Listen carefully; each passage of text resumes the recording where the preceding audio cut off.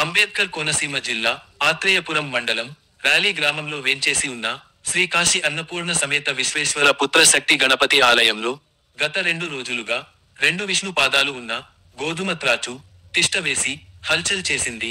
2 రోజులైనా ఆలయం నుండి ఆ త్రాచు బయటకు వెళ్లకపోవడంతో ఆలయ కమిటీ సభ్యులు రాజమండ్రికి చెందిన ప్రముఖ స్నేక్ క్యాచర్ రాజమండ్రి మాధవ్ కు సమాచారాన్ని అందించగా అతను వచ్చి 2 గంటల ప్రయత్నించి త్రాచు పామును పట్టుకొని అటవీ ప్రాంతంలో విడిచిపెట్టారు.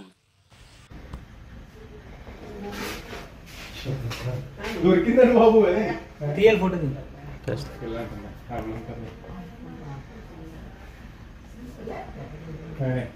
బాబు దొరికింది దొరికిందండి బాబు.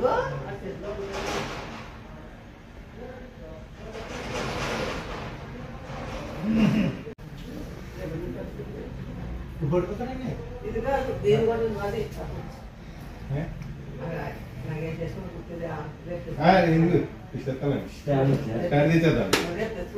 ఎందుకంటే తెచ్చేస్తానండి.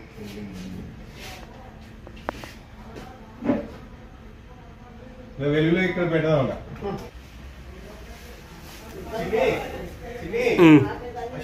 పెద్దది కాదు అక్కడ ఉంది అలాగా ఉన్నాయి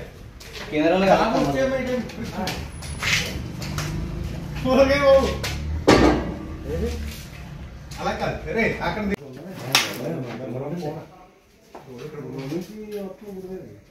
ఎవరండి అమ్మా కింద తొక్కే క్లాత్ ఉంటుంది చూడ క్లాత్ కట్టినండి క్లాత్ ఇస్తారు క్లాత్ చూపించారు.